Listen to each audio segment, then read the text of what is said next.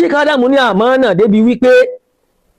wọ́n ní àmánà trust ìmọ̀ al-amanatul ilmiyya ká sọ bí mọ̀ ṣe rí kódà tí ò bá fẹ́fọ̀ wa wọ́n sọ débi wípé wọ́n tún dárúkọ ẹni tí wọ́n pàdé nígbà tí wọ́n dẹ́kọ̀ kì í ṣe pé ẹni náà jẹ́ àfa àwọn lọ kí ó lọ́dọ̀ rẹ̀ o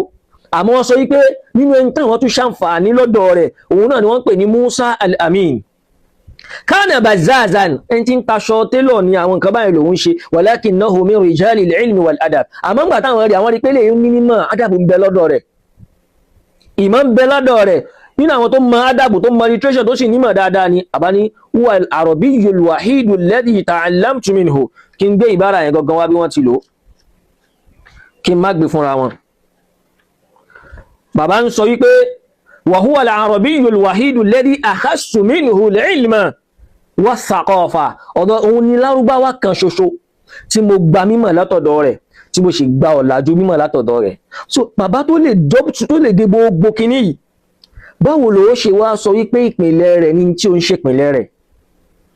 gbogbo àwọn bàbá tá a kálẹ̀ yìí pé àwọn àfá tí Ṣàdámù ní